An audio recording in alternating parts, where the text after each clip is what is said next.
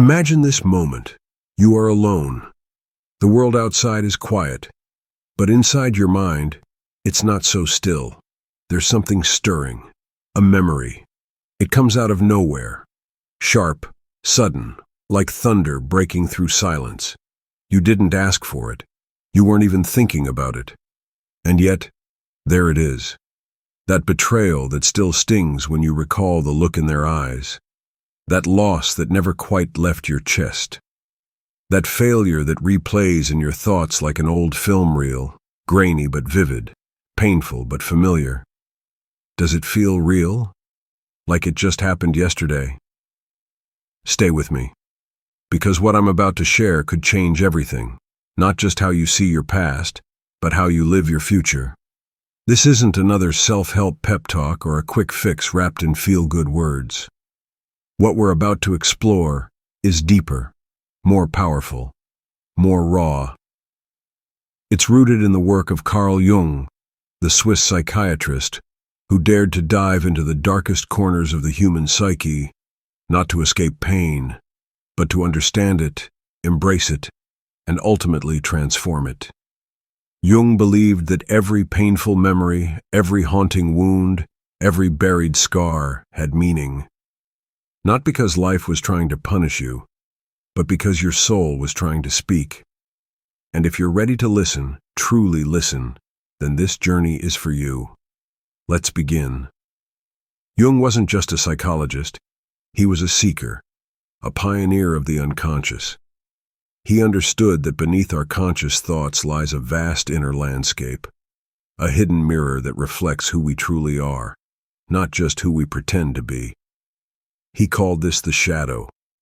Not evil, not wrong. Just parts of ourselves we've disowned, emotions we've rejected, memories we've locked away, wounds we've tried to forget. But here's the truth. What you bury doesn't disappear. It waits. It festers. It shapes your relationships, your decisions, your sense of self-worth. It influences the way you love, the way you fail, the way you run. So ask yourself, what part of you have you been avoiding today? What memory still feels too heavy to hold, too sharp to touch? What person? What moment? What mistake still echoes in your bones? Because until you face it, it will continue to shape your life without your awareness. Let's take a breath together. Inhale deeply. Feel your lungs expand. Hold it for a second. Then exhale slowly. Let go of tension. Let go of distraction. Now think of someone who hurt you. Really bring them into your mind. Their face, their voice, their actions. Maybe they betrayed you, abandoned you, made you feel small, unseen, unworthy. Hold them there. Don't rush. Don't flinch. Now imagine this. That person was not just someone who came into your life to cause pain. They were a reflection, a mirror, showing you something deep within yourself that needed healing. Maybe it was fear of rejection. Maybe it was shame. Maybe it was a belief that you don't deserve love unless you earn it. Jung taught that nothing happens by accident. Every relationship, every wound, every heartbreak has purpose, not to destroy you, but to reveal you. So instead of asking, why did they do this to me? Try asking, what does this show me about myself? That's where true healing begins. Let's talk about pain. Not the kind that goes away with time. Not the kind that can be numbed with distractions or buried under busyness. The kind that lingers. The kind that haunts. The kind that lives in your chest like a stone, pressing down every time you think about it. Most people run from pain. We avoid it, deny it, pretend it doesn't exist. But Jung saw it differently. To him, pain was sacred. It was a message, a call from your soul, a whisper saying, "Look at me. I need your attention." Your shadow, the part of you that houses all the things you've pushed away, isn't your enemy. It's your teacher. And the only way to heal is to stop running and start listening. Think about the last time you felt unworthy, when someone made you feel invisible, Or when you failed and convinced yourself you'd never be good enough? Did you blame yourself? Did you push the feeling away? Or did you sit with it? Ask it why it was there. Because when you give pain space, when you allow it to speak, it starts to lose its power over you. It transforms from a monster lurking in the dark into a guide lighting your path.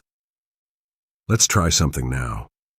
Bring up a painful memory, one that still feels fresh, one that makes your stomach twist when you think about it. Don't try to change it. Don't try to fix it. Just sit with it. Breathe with it. Observe it. Ask yourself, what is this showing me? What part of me needs healing? Maybe it's a fear of abandonment. Maybe it's a need for validation. Maybe it's a story you've told yourself for years, that you're not enough, that you don't belong, that you're broken. Now ask, is that really true? Or is it a lie your shadow learned to protect you? Because that's what the shadow does. It protects, even when it hurts, even when it limits you. So let's stop seeing it as something to fight. Let's start seeing it as something to understand. Jung once said, until you make the unconscious conscious, it will direct your life, and you will call it fate. How many times have you felt stuck, trapped in the same patterns, repeating the same mistakes, attracting the same kind of people? You might think it's bad luck or poor choices, but what if it's something deeper, something unconscious shaping your reality without your awareness? That's the shadow again. It's not just hiding in the past. It's alive in your present, in your thoughts, in your reactions, in the way you treat yourself. And until you face it, it will keep running your life. But here's the hope. You can reclaim your power by facing your pain, by accepting your wounds, by loving yourself through the messiness of healing. Self-love isn't vanity. It's survival. It's integration. It's the act of bringing all the pieces of yourself back home, even the ones you've hated, even the ones you've feared. Because when you love your shadow, you become whole. And wholeness is the foundation of peace. Let's take a moment to reflect. Have you ever looked in the mirror and felt disconnected from yourself? Like the person staring back wasn't really you? Or worse, like you didn't deserve to feel good? That's your unconscious speaking, telling you a story it learned long ago. But stories can be rewritten. And the first step is recognizing that you are not your pain. You are not your failures. You are not your trauma. You are a soul in progress, a being evolving, a story still being written. And you get to write the next chapter. Let's talk about relationships. We all carry scars from the past. Some come from childhood, some from friendships, some from love that turned sour. And whether we realize it or not, those scars influence the way we connect or disconnect with others. You might find yourself repeating the same pattern, falling for people who leave, staying in relationships that drain you, giving more than you receive. And each time it happens, you wonder, why do I always end up here? Jung would say it's not random, it's projection. You project your unresolved wounds onto others, and in return, they reflect them back to you. So if you keep attracting people who abandon you, it might not be about them. It might be about a part of you that believes you're unlovable. If you keep meeting people who criticize you, it might not be about them. It might be about a part of you that criticizes yourself. This is how the unconscious works, through symbols, through repetition, through patterns, and the only way to break free is to look inward. Instead of asking, why do they keep hurting me? Ask, what part of me am I still hurting? That's the question that changes everything. Because when you stop blaming others and start looking at yourself, you open the door to healing. You stop living unconsciously. You start living intentionally. And that's when your life begins to shift. Life is messy, beautiful, ugly, full of joy and full of pain. And sometimes it feels like everything falls apart. A breakup, a loss, a failure, a moment that shatters your sense of control. You might call it chaos, you might call it a crisis, but Jung would call it sacred, because chaos is the birthplace of transformation. It's not the end, it's the beginning. Every time life breaks you open, it's not trying to destroy you, it's trying to rebuild you. Inside every breakdown is a breakthrough waiting to happen. Inside every heartbreak is a lesson waiting to be learned.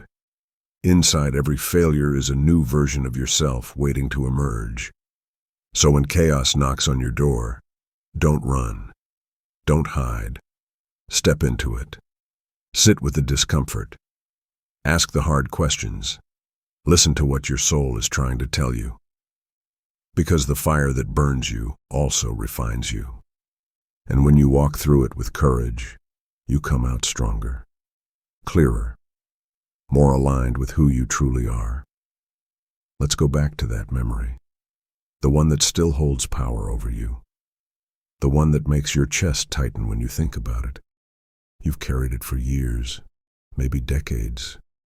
But what if that memory isn't your enemy? What if it's your invitation? An invitation to heal, to grow, to reclaim your power. Because memories are not facts, they are stories, and stories can be rewritten. Try this exercise. Write down the memory. Be honest, be raw, let it pour out of you. Then read it back. Ask yourself, what did this teach me? And below it, write one sentence of self-love. Despite this, I choose to love myself. Do this with one memory, then another, then another. Each time you'll feel a little lighter, a little freer, because healing isn't about erasing the past, it's about redefining it. And when you redefine your story, you rewrite your future. This journey won't be easy. Healing never is. There will be days when you want to give up, when the pain feels too much, when the weight of your past threatens to pull you back. But remember, growth happens in the discomfort. True transformation doesn't come from staying comfortable. It comes from daring to face what you've avoided for years. So when you feel resistance, know that you're on the right path. When you feel fear, know that you're close to a breakthrough. When you feel pain, know that it's not punishment, it's purification. And when you feel like giving up, remember this: you are not broken. You are becoming. And every painful memory you carry is not a chain. It's a stepping stone. One step closer to healing. One step closer to freedom. One step closer to the life you were meant to live. Before we close, I want to leave you with a final challenge. Take a moment. Close your eyes. Bring to mind a memory that still hurts. Picture it clearly. Feel it fully. Then wrap it in light. See it surrounded by warmth, peace, compassion. Say to it, "Thank you for what you taught me, but I no longer need you." Let it fade. Watch it dissolve. And when you open your eyes, take a deep breath. Feel the weight lift. Because healing is not the absence of pain. It's the presence of choice.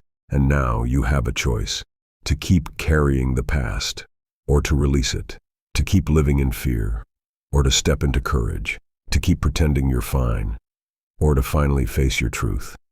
The decision is yours. But know this: you are worthy of healing. You are worthy of peace. You are worthy of love. And you are capable of more than you've ever imagined. So take this wisdom, take these tools, and begin now.